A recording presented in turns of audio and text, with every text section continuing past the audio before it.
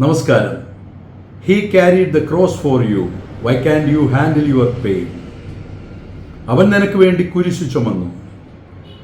നിനക്ക് നിന്റെ വേദനകളൊന്നും സഹിക്കാൻ കഴിയുന്നില്ലല്ലേ? ജീവിതത്തിൽ എന്തെങ്കിലും പ്രയാസങ്ങൾ വരുമ്പോൾ, വേദനകൾ വരുമ്പോൾ, ചെറിയ രോഗങ്ങൾ വരുമ്പോൾ ഒക്കെ തളരുകയാണ്. ഇനി ജീവിതം തന്നെ മുന്നോട്ട് വേണ്ട എന്ന് വിചാരിക്കുകയാണ്. ഒന്ന് പുറകോട്ട് പോവുക, ആലോചിക്കുക. നിനക്ക് വേണ്ടി വേദന സഹിച്ച ജീസസ് ക്രൈസ്റ്റ് എന്തുമാത്രം അനുഭവിച്ചിട്ടുണ്ട്. ക്രൂശീകരണത്തെക്കുറിച്ച് ഒത്തിരി ബുക്കുകളുണ്ട്, സിനിമകളിൽ കാണാം. പക്ഷെ ശരിക്കും ജീസസ് അനുഭവിച്ച ആ വേദന ഏതൊരു മനുഷ്യനും, ഏതു മതത്തിലുള്ളവർക്കും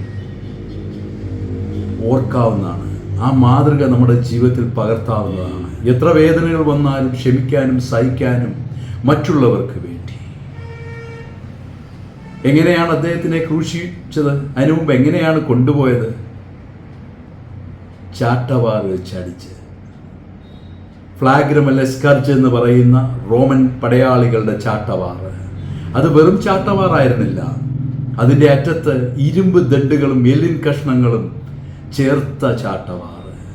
അത് ശരീരത്തിൽ പതിഞ്ഞാൽ വലിച്ചെടുക്കുമ്പോൾ മാംസകഷ്ണങ്ങൾ പുറത്തേക്ക് വരും.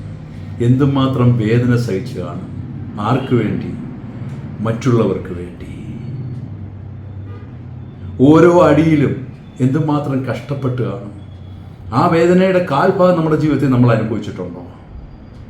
തലയിൽ മുള്ളുകൊണ്ടുള്ള കിരീടം വെച്ചു. വെറുതെ ചാർത്തുകയായിരുന്നില്ല, കുത്തി ഇറക്കി. എന്തുമാത്രം രക്തം പൊടിഞ്ഞു കാണും. ആർക്ക് വേണ്ടി? മറ്റുള്ളവർക്ക് വേണ്ടി സഹിച്ചു. ഈ ത്യാഗം, ഈ സഹനം നമ്മൾക്ക് നമ്മുടെ ജീവിതത്തിൽ കാണിക്കണ്ടേ? എത്ര ഭാരമുള്ള കുരിശാണ് ചുമന്നത്? 70 കിലോയിലധികം ഭാരമുള്ള, അതിലും കൂടുതൽ കാണും. സാധാരണ 20 കിലോയോ 30 കിലോയോ അല്ലെ 10 കിലോയോ ജിമ്മിലെടുക്കുമ്പോൾ പോലും തളരുന്നവരാണ് നമ്മൾ. ഇത്രയും അടിയും കൊണ്ട് ആ കുരിശും ചുമന്ന് എന്തുമാത്രം കഷ്ടപ്പെട്ട് കാണും യേശു. ആർക്ക് വേണ്ടി? നമുക്ക് വേണ്ടി, മറ്റുള്ളവർക്ക് വേണ്ടി. ഇതിലെ സുവിശേഷമോ മതപരമായ ചിന്തയല്ല. മറ്റുള്ളവർക്ക് വേണ്ടി കഷ്ടപ്പാടും ബുദ്ധിമുട്ടും അനുഭവിച്ച ഒരാളുടെ ത്യാഗത്തിൻ്റെ, സഹനത്തിൻ്റെ കഥ. അത് നമ്മുടെ ജീവിതത്തിൽ പാർത്തണ്ടേ? ആ ഭാരം ചുമന്നുകൊണ്ട് എത്രയോ ദൂരം നടന്നു. ഓരോ നടപ്പിനിടയിലും ചാട്ടവാറടി, തുപ്പുക ശരീരത്തിൽ, കുടിക്കാൻ കയ്പ് നീര്. ഒന്ന് ശ്വാസം എടുക്കാൻ പോലും കുരിശി വെച്ച് കഴിഞ്ഞിട്ടുണ്ടാവില്ല. ആണികൾ അടിച്ച് എങ്ങനെയാ പിന്നെ ശ്വാസം എടുക്കുന്നത്? ശരീരം ഉയർത്തിയല്ലേ? അപ്പോൾ എന്ത് വേദന സഹിച്ചാണ്. എത്ര നേരം ഇത്രയും പീഡനം അനുഭവിച്ചതിന് ശേഷം ആ കുരിശിൽ തൂങ്ങിക്കിടന്നു. നമ്മൾ ദുഃഖവെള്ളിയാഴ്ച പള്ളിയിൽ പോകും, പ്രാർത്ഥിക്കും, ആചാരങ്ങളൊക്കെ ചെയ്യും. എല്ലാവരും എല്ലാ ആചാരങ്ങളും ചെയ്യും. പക്ഷേ ഈ ക്രൂശീകരണത്തിൻ്റെ, ഈ സഹനത്തിൻ്റെ, ഈ പീഡനത്തിൻ്റെ, ഈ ത്യാഗത്തിൻ്റെ കഥ നമ്മുടെ ജീവിതത്തിൽ പാർത്തണ്ടേ? അതല്ലേ യഥാർത്ഥ ക്രൂശീകരണം? അതല്ലേ ആ ഓർമ്മ പുതുക്കൽ? നമ്മുടെ ചെറിയ പ്രയാസങ്ങളോ വേദനകളോ വിഷമങ്ങളോ വരുമ്പോൾ നമുക്ക് വേണ്ടി അല്ലെങ്കിൽ മറ്റുള്ളവർക്ക് വേണ്ടി ജീവിതത്തിൽ ഇത്രയും പീഡനങ്ങൾ സഹിച്ച ആ യേശുവിൻ്റെ കഥ നമുക്ക് മാതൃകയാക്കണ്ടേ?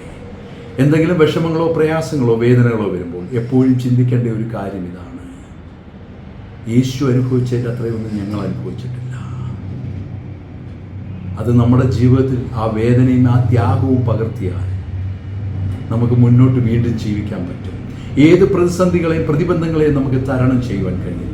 അവസാനം പറഞ്ഞ ഒരു വാക്ക്, ഇത്രയും വേദന സഹിച്ച്, ഇത്രയും ചമ്മട്ടിയുടെ അടി കൊണ്ട്, ഇത്രയും ഇരുമ്പ് ദണ്ടുകൾ വെച്ചുള്ള ഓരോ അടിയും സഹിച്ച്, എല്ലുകൾ നുറുങ്ങിപ്പോകുന്ന വേദന സഹിച്ച്, അവസാനം ക്രൂശിൽ കിടന്ന് അദ്ദേഹം പറഞ്ഞ എന്താണ്?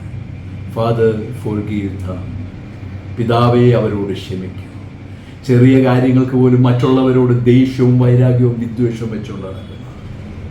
നമ്മളുടെ പാഠം എന്തായിരിക്കണം?